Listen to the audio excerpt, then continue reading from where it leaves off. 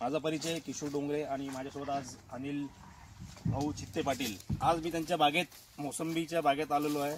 अतिशय चांगल्या प्रकारचं माल आहे हा शेतीचा आणि यांची ही लगन आहे या शेतीसाठी, मोसंबी बागेसाठी। आणि आज या शेतीमध्ये या बागेचं हार्वेस्टिंग चालू आहे। तर भेट देताना आज मला अतिशय चांगलं वाटतं की आपल्या शहरामध्ये आदर्श शेती करणारे व्यक्तिमत्व म्हणजे अनिल भाऊ चित्ते यांची शेती बघून मोसंबीची मला अतिशय गर्व वाटतो। जय जिजाऊ, जय शिवराय, जय। आज आपण आहोत आपल्या मौजे निमगाव येथील शेतात। मी अनिल चित्ते। मित्रांनो, गेल्या 5 वर्षापूर्वी मी मोसंबी या ठिकाणी लागवड केली। या मोसंबी सोबतच मी आंबा अतिघन पद्धत बाजूच्या वाटणी सुद्धा लागवड केली आणि फळबागाकडे त्या ठिकाणी वळलो। शासनाचं सुद्धा अनुदान आपल्याला आहे। आपल्याला भरपूर असं अनुदान ठिबकसाठी असेल, फळबाग लागवडीसाठी असेल, असं अनुदान भरपूर आपल्याला शासन देतं।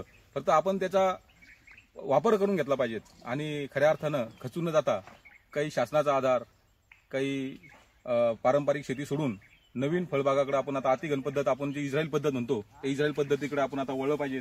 आणि इस्रायल पद्धत म्हणजे अतिघन पद्धत। आता आपण पहिले 18 बाय 18 वर मोसंबी लावायचो, परंतु आता आपण ही 5 बाय 14 वर लावली। याचा फायदा आपल्याला हा झाला की आपण 4थ्या वर्षी या ठिकाणी फळ घेतलं। आज हे 4 वर्ष पूर्ण झाले, परंतु या अतिघन पद्धतीमुळे काय होतं, 50% जरी झाडाला फळ नाही लागलं आणि 50% जरी लागलं तरी सुद्धा तो माल तणात निघतो। म्हणजे आता मी 1500 झाडं लागवड केलेली आहे 2.25 एकरात। तर 1500 झाडाला लागवड केल्यामुळं यातला 4थ्या वर्षी 50-60% झाडाला माल चांगल्या पद्धतीने लागला आणि त्या आपण ह्या पद्धतीने माल पाहू शकतो। अशा पद्धतीने बरेच झाडं आलेले आहेत आणि क्वालिटी पण एक नंबर आहे। आणि आज मार्केट जरी डीम असलं तरी सुद्धा माल जास्त निघल्यामुळे आपल्याला ते शेतीत आपल्याला जे अपेक्षित उत्पन्न पाहिजे ते भेटतं। त्यामुळं नवीन युवकांनी खचून न जाता नुसतं नोकरीच्या मागं न लागता चांगली जर शेती असेल, पाणी असेल तर फळबागाकडे वळावं, शासनाचं अनुदान घ्यावं आणि खऱ्या अर्थानं आपल्या कुटुंबासाठी आपण खंबीरपणे उभं राहावं, मार्ग काढावा। भरपूर आपल्याला उद्योग आहेत। आता मी केळी लागवड केली, केळीला सुद्धा मी शासनाचं अनुदान घेतलं। मी मोसंबी लागवड केली, याचंही अनुदान घेतलं। मी आंबा लागवड केली, त्याचंही अनुदान घेतलं। म्हणजे शासन आपल्याला प्रत्येक गोष्टीसाठी अनुदान देतं। मग ह्या फायदा आपण त्या करून घेतला पाहिजेत। त्यामुळे फक्त आपल्या अडचणीवर त्या ठिकाणी आपल्या अडचणीचा बाऊ न करता आपण मार्ग काढला पाहिजेत। कारण की आपण शूर शिवबाचे मावळे आहोत। छत्रपती शिवाजी महाराज सुद्धा असे बरेच संकट आले, परंतु ते कधी खचले नाही आणि त्यांनी स्वराज्याची स्थापना कशी केली ती डोळ्यासमोर ठेवून, त्यांच्या अडचणी डोळ्यासमोर ठेवून, त्यांनी त्यातून काढलेला मार्ग डोळ्यासमोर ठेवून आपण वाटचाल करावी। आपल्याला कुठंच खचायचं काम पडणार नाही, कुठं खाली पाहायचं काम पडणार नाही।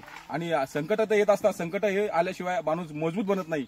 जिथले संकट तिथला माणूस मजबूत बनतो आणि खऱ्या अर्थानं जगण्याला सुद्धा आनंद मिळतो। त्यामुळे संकटही आले पाहिजेत आणि त्याच्यावर आपण तुटून पडलं पाहिजे आणि आपल्या कुटुंबासाठी, आपल्या परिवारासाठी, आपल्या समाजासाठी आपण काम केलं पाहिजे।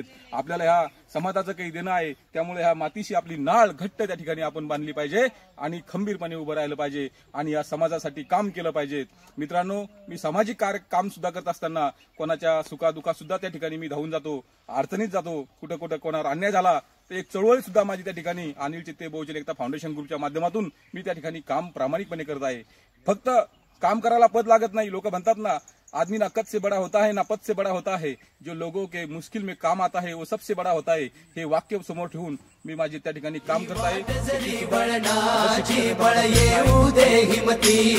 झुंजार होनी ललकार आसमानाला,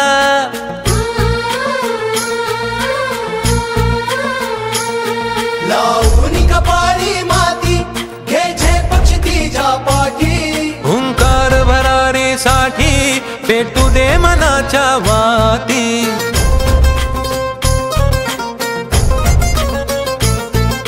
मानमनी अभिमान मनाची शान खुल्या आसमानी, शान खुल्या आसमानी। हा रंग चढू दे, ही झिंग चढू दे, हो सूर्य नवा।